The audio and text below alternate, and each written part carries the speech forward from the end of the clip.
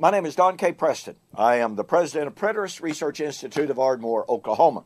We are in the midst of a study of how Paul said his resurrection doctrine of 1 Corinthians 15 would be in fulfillment of Isaiah chapter 25. Well, Isaiah chapter 25 foretold a messianic resurrection banquet.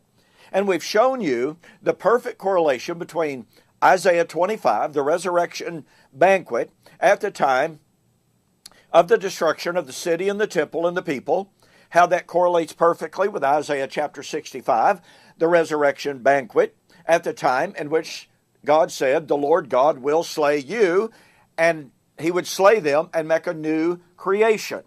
Well, guess what?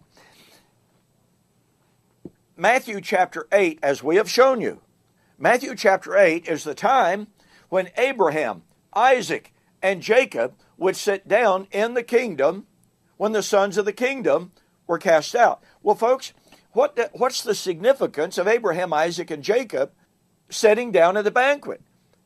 It means that the intermediate state of the dead would be ended. It would mean that Abraham, Isaac, and Jacob, guess what? As martyrs of God, would be receiving their reward. After all, didn't they look for the kingdom? Did they not look for the resurrection? Did they not look for the new heaven and the new earth? They most assuredly looked for the heavenly city and the heavenly country. And they were not looking for dirt. So here we have, in the clearest form possible, in Isaiah 25, the Messianic Kingdom Resurrection Banquet, and Jesus positing that resurrection kingdom banquet at the time when Abraham, Isaac, and Jacob would sit down in the kingdom. But that, you see, is the time of the vindication and the fulfillment of the Abrahamic promises. Now, what you have to see, all right, what you have to see is that Abraham, Isaac, Jacob, and all of the worthies that are mentioned in Hebrews chapter 11 are viewed as martyrs. That's right. All you got to do is read the chapter. They are all viewed as martyrs. Moses is viewed as suffering the reproaches of Christ. Hebrews 11, 25 and 26. He was a martyr. Now, what does that mean? If Matthew chapter 8 was the promise of the vindication of Abraham, Isaac, and Jacob in their suffering for Christ, their suffering for the Lord, that would be in fulfillment of their resurrection, kingdom, hope. When did Jesus say that all of the blood of all of the righteous, from righteous Abel unto Zacharias, son of Barachias, whom you slew between the altar and the temple, when would all of those martyrs be vindicated? By the way, it's fascinating and significant that in Matthew chapter 23, a text that I just cited, in Matthew 23, when Jesus talked about the blood of all of the martyrs, his focus is on the martyrs. Where does he start? Abel onward. When the writer of Hebrews talks about the fulfillment of the eschatological hope of Abraham, Isaac, and Jacob, where does he start? From Abel onward. It is no accident. Hebrews 11 is the roll call of God's faithful martyrs. He even says, well, they wandered around.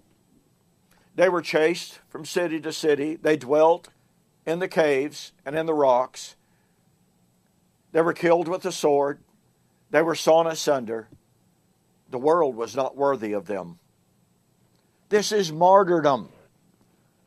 So, here's my point.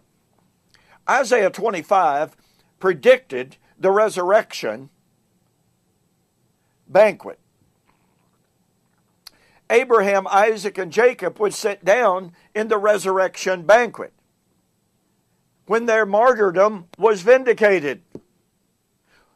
When did Jesus say that all of the blood of all of the righteous, of all the martyrs, all the way back to creation would be vindicated? Matthew 23. Verily I say unto you, all of these things shall come upon this generation. That was his generation. It's not ours. So here we have, once again, unequivocal, undeniable, and irrefutable testimony that the resurrection banquet of Isaiah 25 would be fulfilled when Abraham, Isaac, and Jacob sit down in the kingdom. Abraham, Isaac, and Jacob, as martyrs, would sit down in the kingdom when they would be vindicated. At the resurrection, in the kingdom, the time of their salvation. But all of the blood of all of the righteous, from Abel onward, would be vindicated and judged in Jesus' generation in the judgment of Jerusalem in AD 70. Folks, I'm sorry, you just can't get around it. This is the biblical testimony about the time of the fulfillment of the resurrection of 1 Corinthians 15. 1 Corinthians 15 would be the fulfillment of Isaiah 25. Isaiah 25 would be fulfilled when Abraham, Isaac, and Jacob would sit down in the kingdom and their martyrdom vindicated.